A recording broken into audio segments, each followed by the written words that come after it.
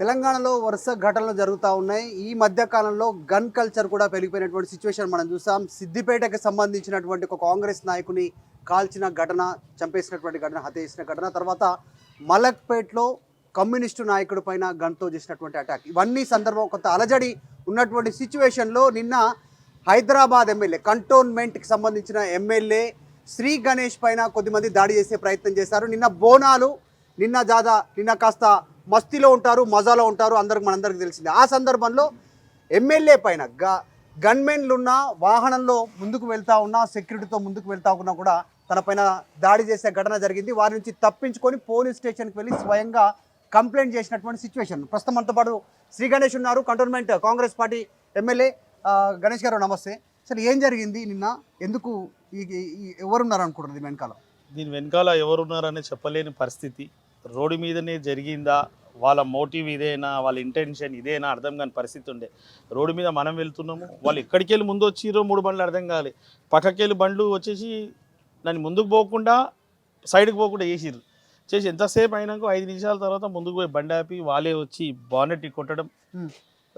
బండి ఆపి బానెట్ కొట్టేలోపల వెనక నుంచి గన్మెన్లు వచ్చే లోపల ఈ సైడ్లో ఉన్న వాళ్ళంతా గన్మెన్ని బ్లాక్ చేయడం. ఈ మిగతా వాళ్ళు ఎవరైతే ఉన్నారో నా గ్లాస్ సీమని, నా డోర్ తీయమని చెప్పడం చేస్తే నేను అది 2 తీయలేదు. ఎందుకంటే వాడు ఎవరో తెలియదు, ఇట్లా అటాకింగ్ మోడ్లు ఉన్నారు కాబట్టి వాళ్ళు మొత్తం ఇంటెన్షన్ ఏదో అటాకింగ్ లాగానే అనిపించింది.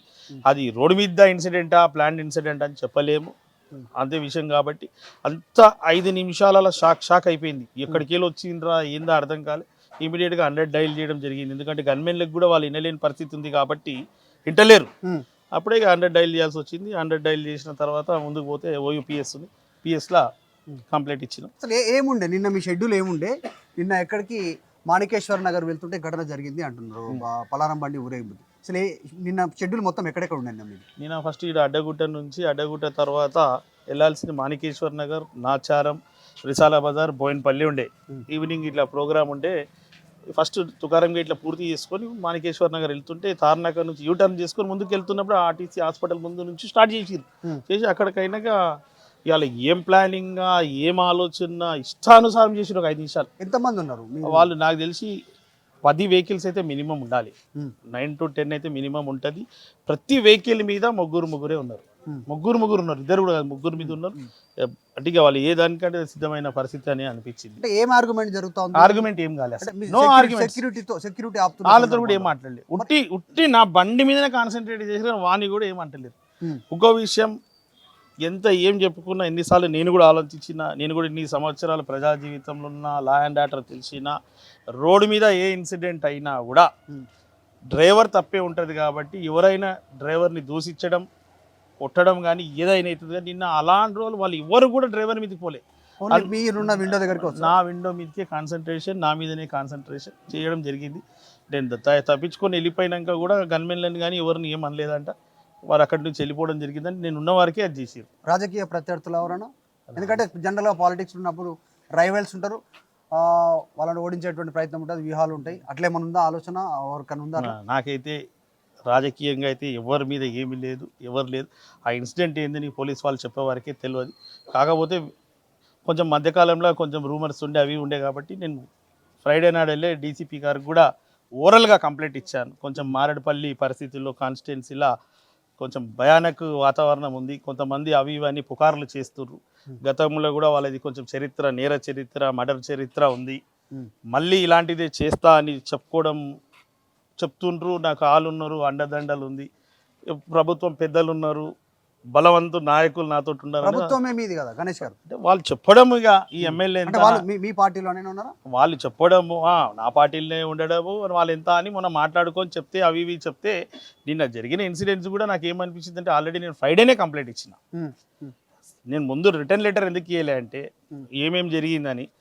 సండే మండే అంత పెద్ద పండుగ, సంవత్సరానికి ఒకసారి బోనాల పండుగ వస్తుంది. ముందే కంప్లైంట్ ఇస్తే ప్రశాంతంగా ఈ పండుగలు జరగవు. నా కుటుంబ సభ్యులే, నా ప్రజలే, వాళ్ళందరూ ఆనందంగా పండుగ జరుపుకోవాలనేసి నేను కంప్లైంట్ ఇవ్వలే రిటర్న్ లెటర్గా. తర్వాత ఇస్తాను కూడా చెప్పడం జరిగింది. ఈ లోపల జరిగింది కాబట్టి ఆ ఒక్క డౌటే తప్పితే వాళ్ళు ఉండొచ్చు, దీనికి ఉండకపోవచ్చు. కాబట్టి డౌట్ అయితే డౌట్, ఎగ్జాక్ట్లీ డౌట్. ఎందుకంటే ఈ మధ్య కాలంలో ఎక్స్ప్రెస్ చేయకపోతే ప్రజా జీవితంలో ఉండి ఆల్రెడీ ఎమ్మెల్యేగా ఉండి సొంత పార్టీ కాంగ్రెస్ పార్టీ అధికారంలో ఉన్నటువంటి స్టేట్మెంట్ సిచ్యువేషను మొన్న రీసెంట్గా ఒక కాంగ్రెస్ నాయకుని అంతమొందించినటువంటి పరిస్థితి. అంటే కారణాలు ఏమున్నా కూడా ప్రభుత్వాలు ఇవన్నీ ఏం ఆలోచన చేయట్లేదు. సొంత ప్రభుత్వం ఉంది, కాంగ్రెస్ అధికారంలో ఉంది అనేటువంటి ఆలోచన చేయట్లేదు. అటాక్ జరిగిపోతూ ఉన్నాయి. మీకు జరిగినటువంటి ఇన్సిడెంట్ అంతకు మీరు కంప్లైంట్ ఇచ్చినట్టు వాళ్ళు కూడా ఏమైనా గతంలో థ్రెటన్ చేసిరా? మీకు కానీ మీ మనుషులకు కానీ ఏమైనా లైఫ్ థ్రెటన్ చేశారా? వాళ్ళు లైఫ్ థ్రెటన్ చేసిరు, చాలా మంది లైఫ్లు కూడా తీసుకురు. వాళ్ళు అలాంటి స్వభావాలే కాబట్టి ఇలా పార్టీలో ఉన్నామని గవర్నమెంట్లు ఉన్నామని భయభ్రాంతులకు గురి చేసి కొంతమందిని మోపు చేసుకొని ఇలాంటి అటాక్ గతంలో కూడా చేసిడు, ఇప్పుడు కూడా చేస్తా అన్నాడు. కాబట్టి చేసినా కూడా చేస్తాడు.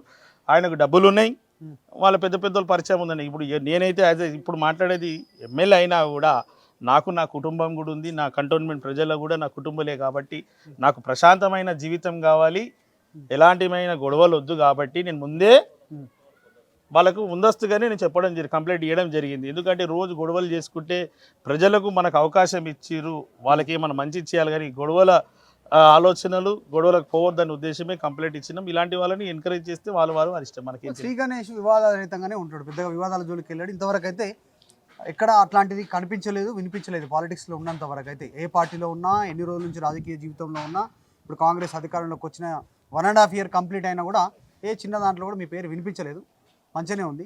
ఎందుకు? రీజన్ ఏంది? మంచిగా ఉండడమే ప్రాబ్లం అనుకుంటారా? ఎవరు మరి ఎందుకు మిమ్మల్ని ఇంకా టార్గెట్ చేస్తూ ఉంది? ఎవరు? ఇప్పుడు ఈ అంశము మనకు ఇంకా క్లారిటీ లేదు కాబట్టి ఏమి చెప్పలేని పరిస్థితి. పోలీస్ వాళ్ళు దర్యాప్తు చేస్తున్నారు. ఖచ్చితంగా వాళ్ళు దొరికిన తర్వాత ఇది ఎందుకు జరిగిందని క్లారిటీ అవుతుంది. రోడ్డు మీద ఫైటా, ప్లాండ్ ఫైటా, వాళ్ళు చేసింది అనేది తెలుస్తుంది. మిగతా విషయానికి వస్తే, నేను కంప్లైంట్ ఇచ్చిన విషయానికి వస్తే, ఒక్కొక్కళ్ళది ఒక్కొక్క డిమాండ్స్ ఉంటుంది. వాళ్ళు కొందరికి ఏ స్వభావం ఉంటే అదే డెలివరీ అవుతుంది. ఇప్పుడు వాళ్ళ స్వభావమే ఫైటింగ్ స్వభావం, దౌర్జన్యం స్వభావం. కాబట్టి అలాంటి వాళ్ళతోటి నేను పంచాయతీలు కావచ్చు ఏమైనా ఇది పెట్టుకుంటే రోజు అదే డిస్టర్బెన్స్ అవుతుంది. కాబట్టి అలాంటి డిస్టర్బెన్స్ అయిన వాళ్ళు కూడా నా నియోజకవర్గంలో ఉండనియా. Okay, constituency clean and green, శాంతి భద్రతలు బాగుండాలా, ప్రజలు సంతోషంగా. దౌర్జన్యం దాడులు గతంలో ఆయన చేసినట్టు ఇప్పుడు చేస్తే సాగదు. కాబట్టి నేను ముందే చెప్పిన, ఎవరు సపోర్ట్ చేసినా ఐఎమ్ విత్ పబ్లిక్. నేను అలాంటి వాళ్ళని ఎవరు ఎంకరేజ్ చేయొద్దు.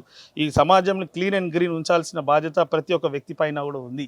నేను అదే కోరణంలోనే నేను డీసీపీ గారిని కలవడం జరిగింది. వారు కూడా పార్టీ పెద్దలకు చెప్పడం లేదు, పార్టీతో సంబంధం లేదు. ఆయన స్వభావం ఇది, మీ డిపార్ట్మెంట్ లా అండ్ ఆర్డర్ని కంట్రోల్ చేయాలా, కంట్రోల్ చేసి ఏం కాకుండా చూడాలని. ఇష్టం వచ్చినా నడుస్తుంది. తర్వాత కూడా మీకు ఇప్పుడు దీంట్లో సరైన యాక్షన్ లేకుంటే 2 రోజుల తర్వాత క్లియర్గా సంబంధించిన విషయాల మీద కూడా పూర్తి స్థాయిలో ప్రెస్ మీట్ పెట్టి వివరిస్తా. ఎవరైనా ఎంత స్థాయి అయినా కానీ, ఎంత సిస్టమ్ కానీ, ప్రజలకు మంచి చేసే విధంగా ప్రశాంతమైన వాతావరణం ఉన్న వాళ్ళని పెద్దవాళ్ళు కూడా ఎంకరేజ్ చేయాలి. ఇలాంటి వాళ్ళని ఎంకరేజ్ చేయడం, ఇలాంటివి చేసడం కూడా తప్పు. కాబట్టి దయచేసి మీరు మీ మీడియా ద్వారా చెప్తున్నా కానీ, ఇప్పుడు కానీ సెట్ కాకుంటే భవిష్యత్తు కూడా ఇలాంటిదే వాతావరణం ఉంటుంది. ఇప్పుడు సెట్ చేయాల్సిన అవసరం ప్రతి ఒక్కరి పైన ఉంది. ఎగ్జాక్ట్లీ. ఎందుకంటే హోమ్ ముఖ్యమంత్రి దగ్గరనే ఉంది. ముఖ్యమంత్రి మయాగ్రాబ్ హైదరాబాద్లో ఉంటారు. ఆయన మాట్లాడిరా నిన్న మీతో? సీఎం ఏమని మాట్లాడారు? సార్, ఎవ్రీథింగ్ లా అండ్ ఆర్డర్గా ఎక్కడ ప్రాబ్లం లేదు. ప్రతి ఒక్క వ్యక్తి మీకు ఒక పోలీస్ వాళ్ళు ఇవ్వలేము, మీకు కూడా తెలుసు. ఇప్పుడు అన్ని ఉన్నా కూడా ఎక్కడైనా కొంతమంది ఇలాంటి వాళ్ళు కూడా ఉంటారు. కాబట్టి అలాంటి జరగకుండా జాగ్రత్తలు తీసుకున్నా కూడా కొన్ని చోట్ల అయినప్పుడు ఇలాంటి వాళ్ళ మీద భారతదేశంలో కొత్త చట్టాలు రావాలి. మొన్న వచ్చిన గుడ్ల మీద దాడి చేసినప్పుడు వాళ్ళందరి మీద కఠినమైన శిక్ష. నిన్న ఈ రోడ్డు మీద ఇట్లా జరిగినప్పుడు మామూలుగా మత్తు ఎక్కువ చేసేటోళ్ళు ఉంటారు, కావాలని చేసేటోళ్ళు ఉంటారు. ఖాళీగా వదిలేయడం కాదు, ఇట్లా జైలుకి పోయి వచ్చడం కాదు. కఠినమైన శిక్షలు వచ్చినప్పుడే సమాజం మారుతుంది. ఎందుకంటే ఏ గవర్నమెంట్లు, ఏ పోలీసులు ఉన్నా ఈ చట్టాలు, ఈ పనిష్మెంట్లు సిస్టమ్ ఇది తక్కువ స్థాయిలో ఉంటే మాత్రం జనాలు ఈజీగా తీసుకునే పరిస్థితి, సిస్టమ్ మారాల్సిన పరిస్థితికి వచ్చింది. నిన్న ముఖ్యమంత్రి దృష్టికి తీసుకుపోయారా ఈ ఘటనతో పాటు? ఇది అడిగి ఉంటే మీరు గతంలో చేసిన కంప్లైంట్ కూడా దృష్టికి తీసుకుపోయారా? నేను ఎవరికి ఏం చెప్పలే. కంప్లైంట్ ఉంటే డీసీపీ వారికే, పోలీస్ డిపార్ట్మెంట్ వారికి, పార్టీ వారికి, పెద్దలకి ఎవరు చెప్పలేదు. ఈ విషయంలో వాళ్ళు ఏం చేస్తారు.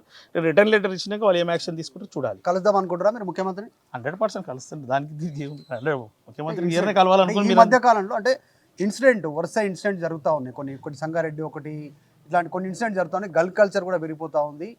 ఘటన జరగకంటే ముందే అలర్ట్ కావడం, మీరు ఆల్రెడీ ప్రజాప్రతినిధిగా ఉన్నారు కాబట్టి దానికి సంబంధించి ఏమైనా దృష్టికి తీసుకుపోతారా? 100%. ఇప్పుడు వారు మా సీఎం గారు అపారమైన నాలెడ్జ్, కింది స్థాయి నుంచి వచ్చారు, వారికి ప్రతి విషయం తెలుసు, ప్రతిదీ చేస్తున్నాం. కొంతమంది కావాలని వాళ్ళ షోకులకు చేసుకున్నట్టు కొంతమంది ఉంటారు కాబట్టి అలాంటి వాళ్ళ మీద కూడా ఎలాంటి చర్యలు తీసుకోవాలి, అన్ని ప్రక్రియ జరుగుతుంది. ఖచ్చితంగా అన్ని మంచి వాతావరణం ఉంటుంది.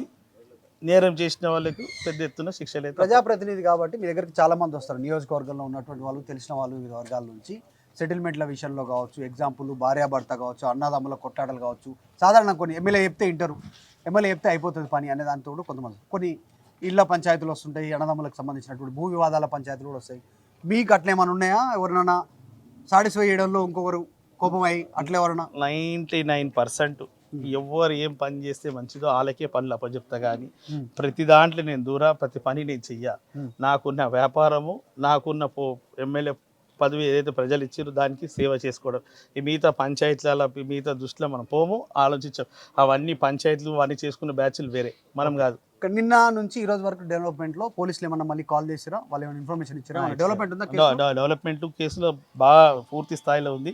ఇప్పుడు నాకు ఇప్పుడే వేరే వాళ్ళు చెప్పడం 1 అవర్లో మొత్తం వాళ్ళు కూడా ప్రెస్ మీట్ పెట్టి చెప్తా అని చెప్పడం జరిగిందంట. అసలు ఏమైందో తెలియదు కాబట్టి తెలిసినాక ఇంకేమన్నా ఉంటే మాట్లాడదాం.